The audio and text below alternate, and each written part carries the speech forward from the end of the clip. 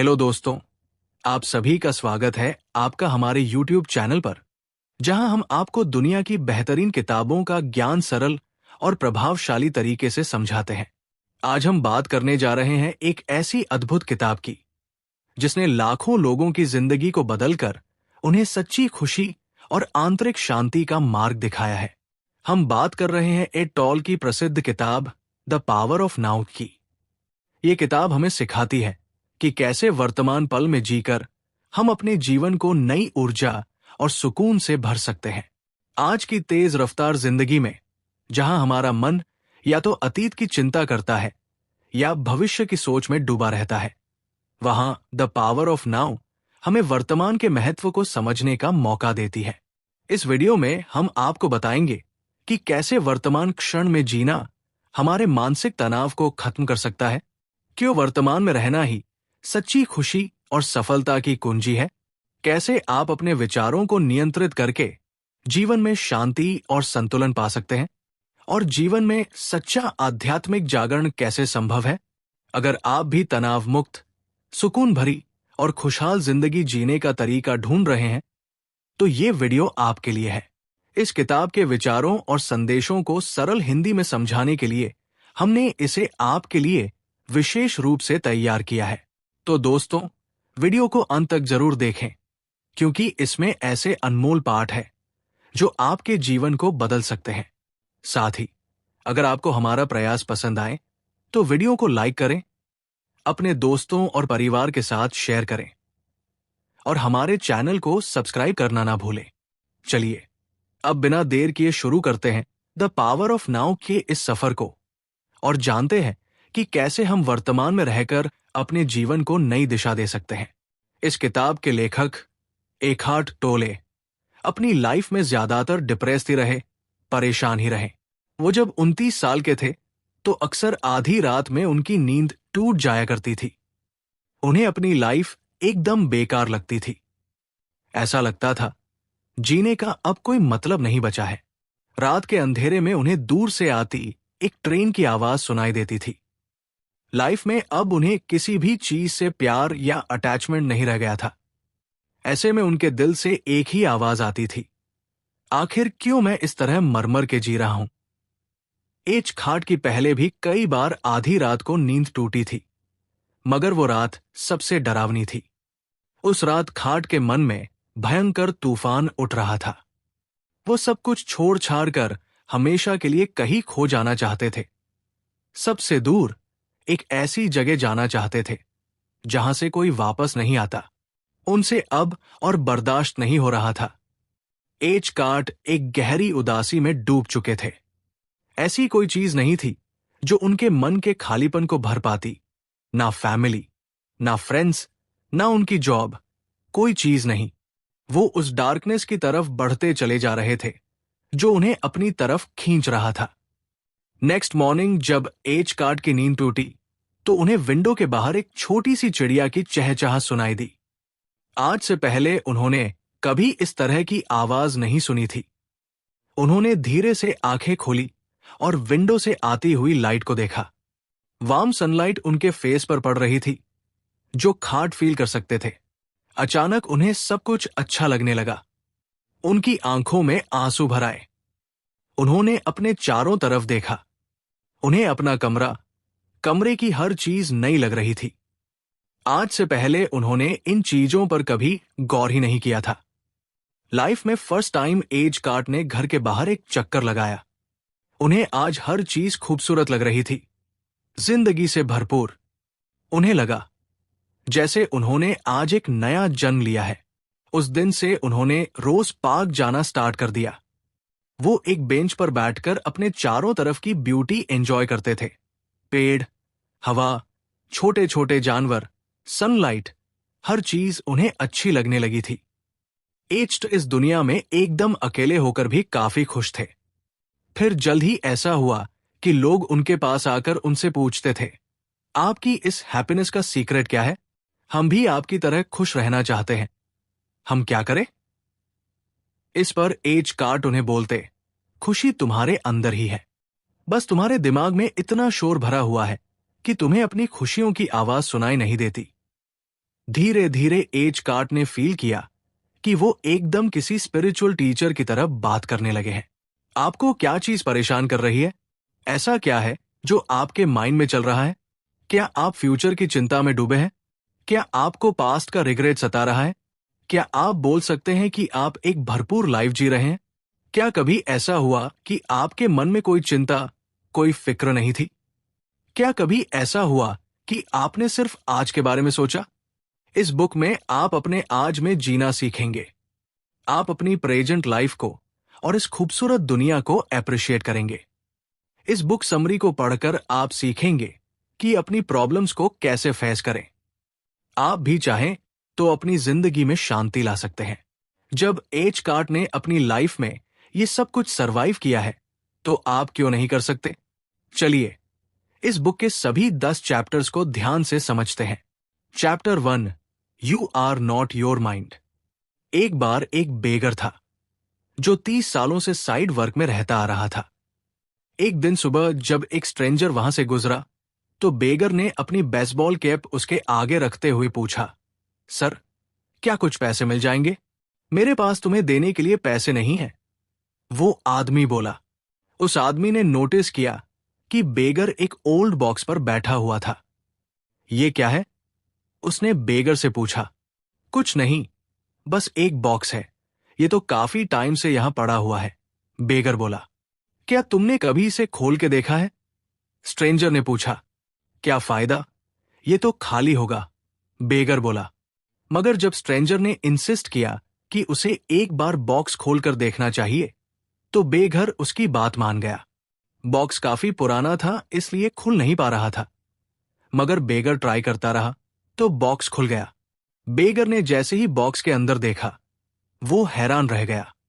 जिस पुराने से बक्से में वो इतने सालों से बैठता आ रहा है, वो असल में गोल्ड से भरा हुआ था। देखा जाए तो हम सब एक तरह से बेगर की तरह हैं। हम बाहर की दुनिया देखते हैं, अपने अंदर देखने की कभी कोशिश नहीं करते। हम बाहर अपनी खुशियां तलाशते हैं।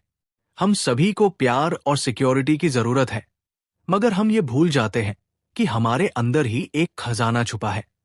एक ऐसा खजाना जो हमें कोई और नहीं दे सकता। तो असली खजाना आखिर है क्या? असली खजाना है अपने अंदर की शांति को महसूस करना। हम जैसे हैं वैसे खुद को एक्सेप्ट करना, अपने असली नेचर के साथ खुश रहना, पास्ट के रिग्रेट और फ्यूचर की चिंता से दूर अपने आज में खुश रहना है असली दौलत। अगर हम अपने आज में खुश हैं, तो हम वाकई में खुश रहेंगे। एक बार जब यह खजाना आपको मिल जाएगा, तो फिर कभी आप बाहरी दुनिया की झूठी चमक दमक में नहीं खोगे। आप अपने में ही इतने मस्त रहोगे कि ये दुनिया आपको एकदम अलग नजर आने लगेगी। फिर ना बीते हुए कल का दुख होगा और ना ही आने वाले कल की चिंता रहेगी। असली सोना आपके अंदर ही है। बस एक बार अपने अंदर झांक के तो देखो। Chapter 2, consciousness, the way out of pain. उस बॉक्स को आप कैसे खोलेंगे जो आपके पास है? कैसे आप अपने अंदर छुपा गोल्ड बाहर निकालेंगे? सबसे पहले तो ये जानना बहुत जरूरी है कि आप क्यों परेशान रहते हैं। ऐसा क्या है जो आपको जीने नहीं दे रहा? आपके दर्द की वजह क्या है? आपको अपनी उदासी की वजह मालूम करनी होगी। जरा ये सोचो कि अगर दुनिया में इंसान होते ही नहीं तो क्या होता? सिर्फ जानवर और पेड़ पौधे ही होते तो तब क्या पास्ट या फ्यूचर होता? तब टाइम जैसी कोई चीज होती? क्या ईगल क्या ये पूछती, टाइम क्या हुआ है, जरा बताना? या ओक का पेड़ सोचता, आज कौन सी तारीख है? असल में प्लांट्स और एनिमल्स के लिए टाइम या डेट जैसी कोई चीज मैटर ही नहीं करती। उन्हें क्या लेना देना पास्ट या फ्यूचर से? उनके लिए जो टाइम है आज और अभी है। पेड़ पौधे और जानवर अपने प्रेजेंट में जीते हैं। जरा सोचो कितना वंडरफुल है बिना किसी रिग्रेट और परेशानी के जीना। कोई फिक्र नहीं और ना ही कोई दुख परेशानी। यही होता है अपने प्रेजेंट में जीना, जो हम भूल चुके हैं। अपने पास्ट के बर्डन और फ्यूचर की चिंता छोड़कर अभी का टाइम एंजॉय करना। लेकिन क्या ये मुमकिन है? हम इंसान हैं, चाहकर भी हम अपने पास्ट को भूल नहीं पाते। हमारा माइंड हमें आने वाले कल के लिए डराता है। हमारा माइंड हमें कंट्रोल करता है, हम हमेशा उलझनों से इतने घिरे रहते हैं कि अपने प्रेजेंट को अप्रिशिएट नहीं कर पाते, और हमारे दुख की असली वजह यही है। हम खुद ही उदासी को अपनी लाइफ में इनवाइट करते हैं।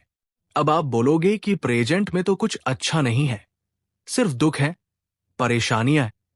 मगर क्या वाकई में ये सच है?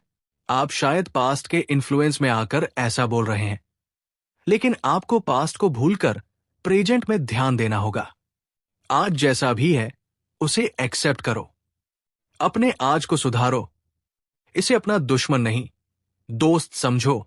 एक बार कोशिश तो करो, फिर देखो कैसे ये आपकी लाइफ ट्रांसफॉर्म करता है। Chapter 3, moving deep into the now.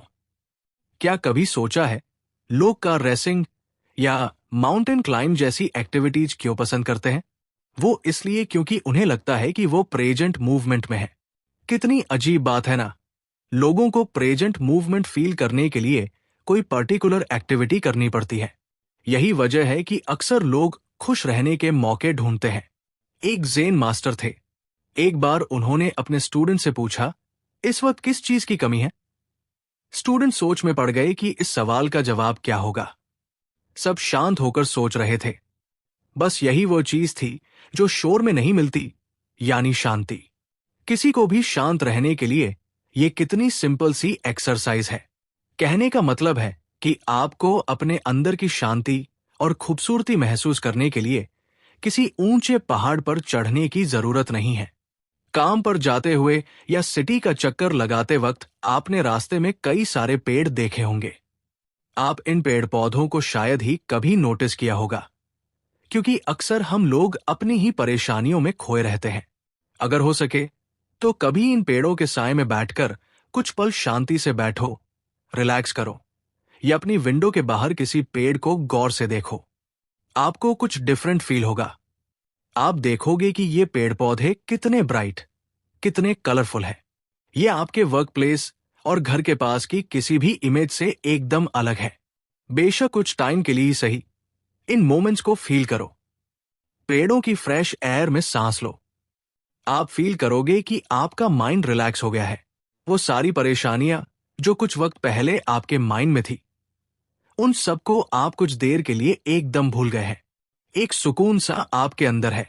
जिस वक्त आप सुबह उठकर ये सोचते हैं कि काश मैं यहां से कहीं दूर होता या होती, उस वक्त दरअसल आप अपनी रिस्पॉन्सिबिलिटीज से भागना चाहते हैं। आपके माइंड में ढेर सारी बातें घूमती है। आपको उन चीजों की फिक्र सताती है जो आपको अचीव करनी है, और उस वक्त आपके दिमाग में बस एक ही बात होती है कि अब खुश रहने का और एक्साइटमेंट का अगला मौका कब मिलेगा। कब आप अपना फेवरेट फूड फिर से खाओगे? कब आप कोई थ्रिलिंग एक्टिविटी करोगे? कब आपको कोई ऐसा मिलेगा जो आपकी लाइफ कंप्लीट करेगा? लेकिन आप सिर्फ वेट करते रहते हैं, और इस चक्कर में आज की छोटी छोटी खुशियों को एंजॉय करना भूल जाते हैं। आप अपने आसपास नहीं देखते, बस फ्यूचर की चिंता में रहते हैं। और यही रीजन है कि हम कभी भी सेटिस्फाई नहीं हो पाते। Chapter 4, mind strategy for avoiding the now. Psychologist Karl जंग एक बार एक नेटिव अमेरिकन ट्राइबल लीडर से बात कर रहे थे। ट्राइबल चीफ ने जंग को बताया कि गोरे लोग बड़े क्रूअल नेचर और नेगेटिव एटीट्यूड वाले होते हैं। ट्राइबल चीफ का यह भी कहना था कि विहाइट लोगों को हमेशा कुछ ना कुछ चाहिए होता है। ऐसा लगता है जैसे उनकी लाइफ में कुछ मिसिंग है। ये विहाइट लोग हमेशा पागलों की तरह रेस्टलेस और अनईजी रहते हैं। आप भी शायद कभी इस स्टोरी के वाइट लोगों जैसा ही फील करते होंगे। लेकिन क्या आप एक मिनट रुक के खुद से पूछने की कोशिश करेंगे, क्या इस वक्त मैं पूरी तरह रिलैक्स हूं? क्योंकि कई बार हमारे थॉट्स हमें पूरी तरह कंट्रोल कर लेते हैं। हम आपको वो रीजंस बताते हैं कि क्यों आपका माइंड आपको रोकता है अपने आज को एंजॉय करने से। तो इसका पहला रीजन है रिसेंटमेंट, यानी अपनी जॉब को लेकर, या किसी इंसान को लेकर, या फिर किसी काम को लेकर आपके दिल में जो बिटरनेस होती है। हमें कई बार ऐसा लगता है कि हम ऑफिस में बहुत ज्यादा लोड ले रहे हैं, या फिर कोई कॉलीग हमें इरिटेट कर रहा है। ये चीजें हमारे अंदर बिटर खटास पैदा करती है, लेकिन इसका कोई फायदा नहीं है। आप इन चीजों को लेकर नेगेटिव नहीं हो सकते। बेटर होगा कि सिचुएशन को चेंज करने की कोशिश करो। जो चीज आपको डिस्टर्ब कर रही है उसे आप रोक सकते हैं। ये आपके हाथ में है कि आप उस इंसान के पास जाकर खुलकर बात करो। जो चीज आपको इरिटेट करती है उसे रोकने की पहल सिर्फ आप कर सकते हो। आप खुद को नेगेटिव होने से रोक सकते हो। ये एकदम आपके हाथ में है। ये बिल्कुल उसी तरह है जैसे कि आपने कोई भारी चीज आपके कंधों पर है। Just drop it. उस भारी चीज को छोड़ दो। जब भी आपको नेगेटिव फीलिंग आए उसी वक्त नेगेटिविटी को अपने दिल से निकाल फेंको और एक फ्रेश शुरुआत करो। कंप्लेंट करने के बजाय अपने दिल का बोझ उतार कर फेंक दो। असल में देखा जाए तो बेकार की चीजों को अपनी लाइफ से रिमूव करके सिचुएशन को अपने कंट्रोल में करना इतना भी मुश्किल नहीं है। सेकंड रीजन जो आप इस पल को एंजॉय नहीं कर पाते वो है इनएक्शन, यानी कुछ मत करो। अगर कोई सिचुएशन आपको दुखी करती है तो आप उसे चेंज कर सकते हो या एक्सेप्ट कर सकते हो। यहां तक कि आप अपने रॉन्ग डिसीजन से भी काफी कुछ सीख सकते हो। हमारे पास 3 चॉइस है, लीव, चेंज या एक्सपेक्ट। आप किसी सिचुएशन को या तो एक्सेप्ट कर सकते हो। ऐसा कई लोग करते हैं जिन्हें फ्यूचर से खुशी की उम्मीद रहती है, लेकिन जो आपके पास है उसके लिए ऊपर वाले का शुक्रिया अदा करो। तभी आप रियल खुशी अचीव कर पाओगे। इमेजिन करो आप किसी लाइन में लगे हो कि तभी आपके पीछे खड़े लोगों का शोर सुनाई देता है। लोग कंप्लेन कर रहे हैं, इरिटेट हो रहे हैं और नेगेटिव बातें कर रहे हैं, मगर आप शांत रहो। जब काउंटर पर आपका नंबर आता है तो अटेंडेंट आपसे बोलता है, सॉरी आपको वेट करना पड़ा, तो आप बोल सकते हैं, कोई बात नहीं, मुझे वेट करने में कोई प्रॉब्लम नहीं हुई, मैं तो बस एंजॉय कर रहा था। Chapter 5 the state of presence. अब जरा अपनी आंखें बंद करो और कंसंट्रेट करने की कोशिश करो। खुद से पूछो, मेरा नेक्स्ट थॉट क्या होगा? खुद को नेक्स्ट थॉट के लिए अलर्ट रखो, जो आपके माइंड में किसी भी टाइम आ सकता है। जैसे कोई बिल्ली चूहे की ताक में रहती है। आप नोटिस करोगे कि एक नए थॉट के चक्कर में आप अलर्ट होकर वेट कर रहे हो, क्योंकि आप भी स्टेट ऑफ प्रेजेंस में हो। इस वक्त आपको कुछ और ख्याल नहीं आ रहा, ना कोई टेंशन, ना रिग्रेट।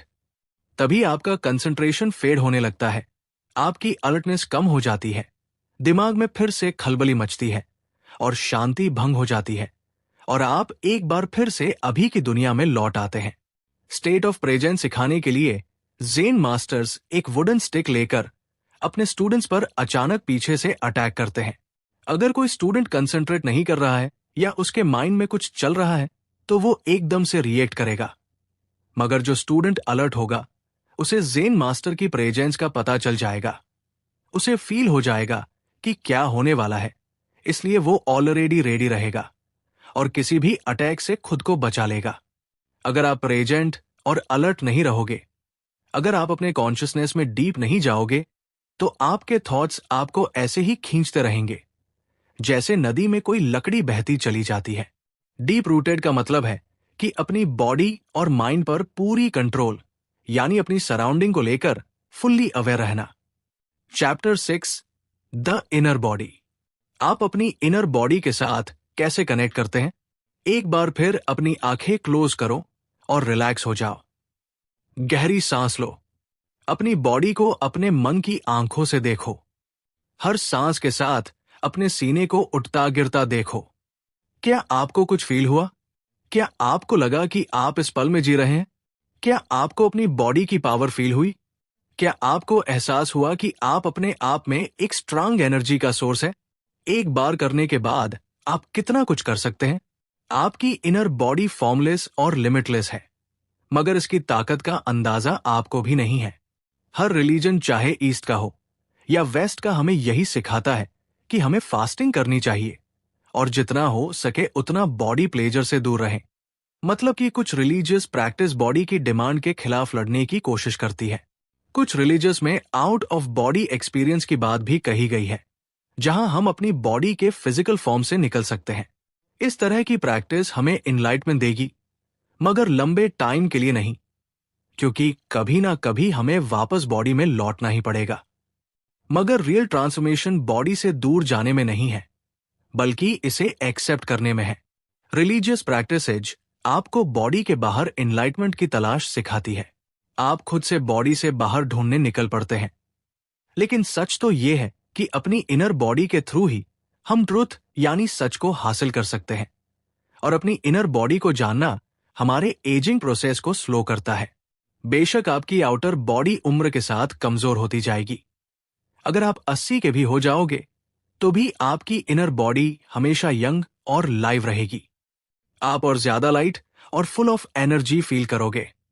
अपनी इनर बॉडी को जानने से हमारा इम्यून सिस्टम भी स्ट्रांग रहता है, क्योंकि हमारी बॉडी के अंदर जो कुछ भी होता है उसे लेकर हम कॉन्शियस रहते हैं। आप किसी बैड हैबिट्स के शिकार नहीं होंगे और ना ही किसी के नेगेटिव इन्फ्लुएंस में आएंगे। गुस्से, डर या डिप्रेशन जैसी चीजों से भी आप खुद को इजीली बचा सकते हैं। Chapter 7 portals into the manifested. Unmanifested क्या है? इसे हम ची से लिंक कर सकते हैं, जो कि यूनिवर्सल लाइफ एनर्जी है। ची एक नदी की तरह है जो यूनिवर्स से हर एक लाइफ फॉर्म में बहती है और वापस यूनिवर्स में लौट जाती है। जब हम अपनी इनर बॉडी में डीप चले जाते हैं तो हम इसी एनर्जी सिस्टम के साथ मिल जाते हैं। ची नदी की तरह बहती है, जबकि अनमैनिफेस्टेड शांत रहता है। कभी जब आपको ड्रीमलेस नींद आती है, उस वक्त आप अनअरेस्टेड ही फील कर रहे होते हो। ये एक शांत स्टेट है, मगर काफी एनर्जी से भरा हुआ है। अनमैनिफेस्टेड का मेन पोर्टल अभी का मोमेंट होता है। फिजिकल वर्ल्ड में हम टाइम के गुलाम होते हैं, मगर टाइमलेस होना ही प्योर ब्लिस है, यानी एक ऐसी स्टेज जहां सिर्फ शांति है, जहां आप हर बंधन से आजाद हैं और अनमैनिफेस्टेड को महसूस कर सकते हैं। आप नेचर के जितना पास रहेंगे उतना ही स्ट्रांग इसे एप्रिशिएट करेंगे। सुबह उठकर सनराइज को देखो, किसी नदी के किनारे बैठकर उसे बहते हुए देखो, या रात में आसमान की तरफ देखो, या आग की सुनहरी लपटों को गौर से देखो। ये सब आपको कितना सुकून दे सकते हैं आप सोच भी नहीं सकते। जब आप नेचर को देखते हो उस वक्त आपका माइंड एकदम फ्री होता है। आपको वक्त का पता ही नहीं चलता। इस वक्त आप टाइम के गुलाम नहीं होते। आप सिर्फ उस वक्त में मौजूद रहते हैं और उसे इंटेंसली फील करते हैं। इसीलिए ये सीखना जरूरी है कि हम नेचर के सामने खुद को सरेंडर कर दें। हर उस चीज को अपने अंदर से निकाल फेंको जो आपको अभी इस वक्त को एंजॉय करने से रोक रही है। इस वक्त में खुद को सरेंडर करके देखो, आप खुद को और ज्यादा अलाइव महसूस करोगे। एक और एक्सरसाइज है जो आप कर सकते हैं। कुछ देर के लिए अपना सेल फोन स्विच ऑफ कर दो। ध्यान रहे कि इस दौरान कोई आपको डिस्टर्ब ना करे। अपनी पीठ को स्ट्रेट करो और रिलैक्स पोजीशन में बैठ जाओ। गहरी सांस लो। अपनी इनर बॉडी को फील करो।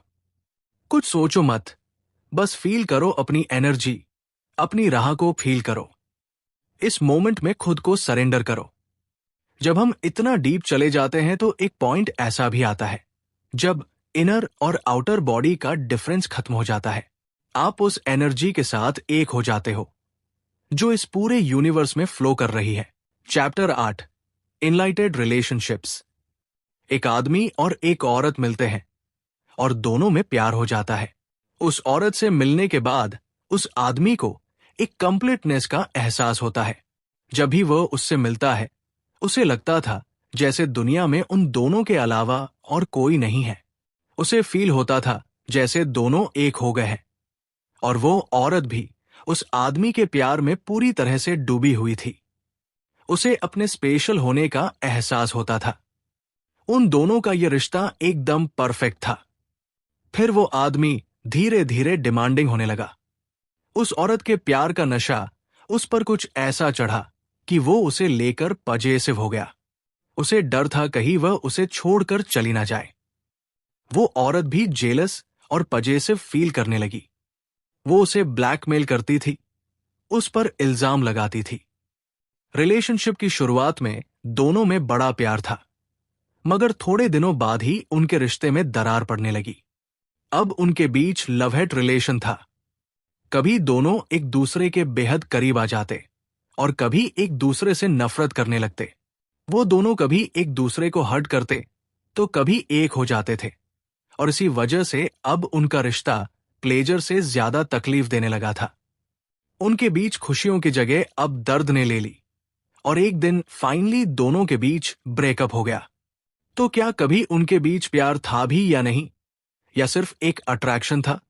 दोनों को एक दूसरे की सिर्फ एक नीड थी, जैसे अक्सर लोगों को किसी फूड, अल्कोहल या ड्रग्स की होती है। आप जब किसी को सिर्फ अपना पेन रिलीव करने के लिए, अपने अंदर के खालीपन को भरने के लिए चाहते हो, तो ऐसे रिश्तों का यही हाल होता है। और एक बार एक्साइटमेंट खत्म होने के बाद जो सैडनेस होती है, जो दुख होता है, उसकी कोई इंतहा नहीं है। मगर सवाल यह है कि एक एनलाइटेड रिश्ता कैसे बनाया जाए? हम किसी के साथ कैसे हमेशा खुश रहें? इसका एक सिंपल आंसर यह है कि जिसे भी आप चाहें, उसे पूरे दिल से एक्सेप्ट करो, उसकी कमियों और खूबियों के साथ। उसे चेंज करने की कोशिश मत करो। उसे वैसे ही अपनाओ जैसा उसका ट्रू नेचर है। जब आप किसी को बदलने की कोशिश करते हो, तो वही सारे दर्द की वजह है। इसलिए एक्सपीरियंस हमें और ज्यादा प्यार और खुशी के साथ एक पीसफुल लाइफ जीने के लिए इंस्पायर करता है। मगर सच्चा प्यार आखिर होता कब है? अगर कोई अकेला है बिना किसी पार्टनर के, तो क्या उसे सच्चा प्यार नहीं मिलेगा? क्या प्यार किसी दूसरे से ही हो सकता है, खुद से नहीं? हम सबके अंदर सच्चा प्यार छुपा है, इसे बाहर ढूंढने की जरूरत नहीं है। ट्रू लव के मायने हैं अपने आज में जीना, अपने आप से और अपने आसपास की हर चीज को प्यार करना ही ट्रू लव है। और ये बात सच है, क्योंकि सच्चा प्यार कभी छोड़कर नहीं जाता और ना ही नफरत में बदलता है। सच्चा प्यार हमेशा हमेशा के लिए जिंदा रहता है। Chapter 9, beyond happiness and unhappiness there is peace. Old man, जो काफी बीमार था, अपने डेथ बेड पर पड़ा मौत का इंतजार कर रहा था। हालांकि उसकी हालत काफी सीरियस थी, फिर भी उसने किसी रेडिकल ट्रीटमेंट या ऑपरेशन के लिए मना कर दिया था। उस आदमी का एक लॉन्ग प्रोडक्टिव करियर रहा था। उसने अपनी लाइफ में काफी सारे लोगों की हेल्प की थी और काफी कुछ अचीव किया था। उसके लास्ट टाइम में उसके रिलेटिव्स और करीबी लोग उसके पास आकर रोने लगे, मगर वो एकदम शांत था। उस वक्त उसे कितना पेन हो रहा था, ये सिर्फ वही समझ सकता था। उसने बड़ी शांति से उन लोगों की तरफ देखा जो उसे मिलने आए थे। फिर धीरे से उसने आखिर बार अपनी आंखें बंद की और हमेशा के लिए एक गहरी नींद में सो गया। इस स्टोरी से क्या लगता है? क्या मौत हमेशा ही दर्दनाक होती है? क्या हमें मौत से डरना चाहिए?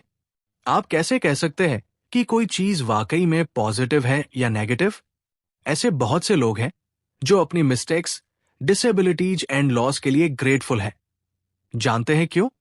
क्योंकि इन लोगों का मानना है कि नेगेटिव सिचुएशन उनकी सबसे बड़ी टीचर है। अपने कॉन्शियसनेस के साथ उन्होंने लाइफ की नेगेटिव सिचुएशंस को पॉजिटिव में बदला।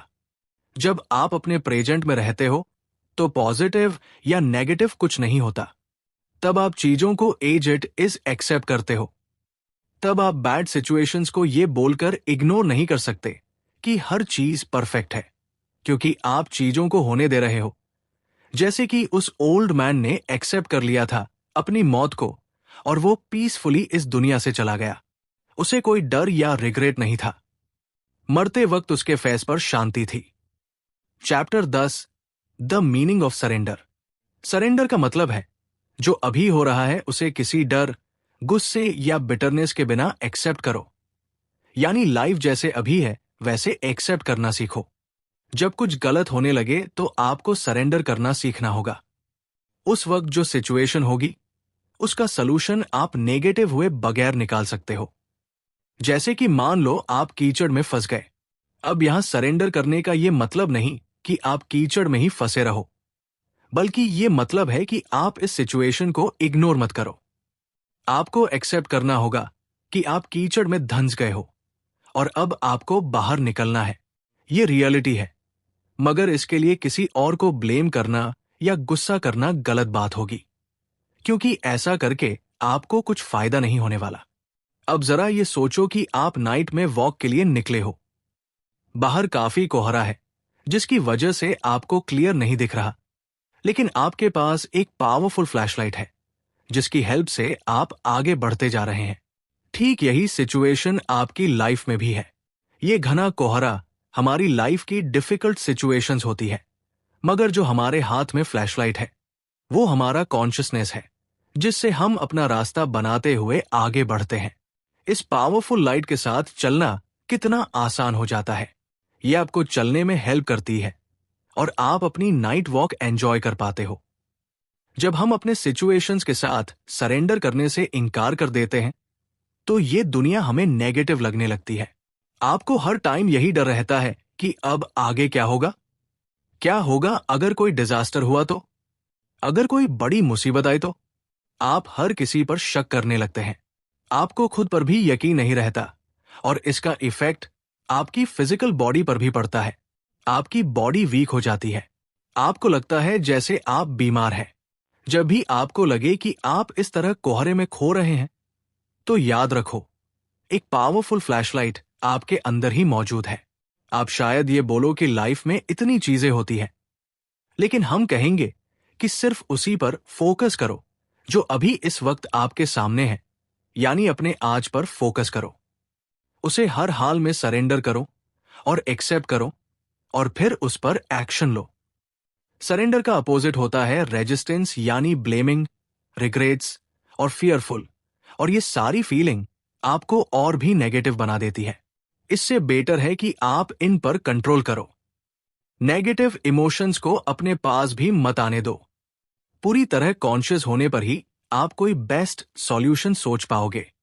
इस मोमेंट में शायद आप भी प्रॉब्लम्स की कीचड़ में फंसे होने की वजह से अपने पेरेंट्स, इस सोसाइटी को और अपने हालात को ब्लेम कर रहे होंगे।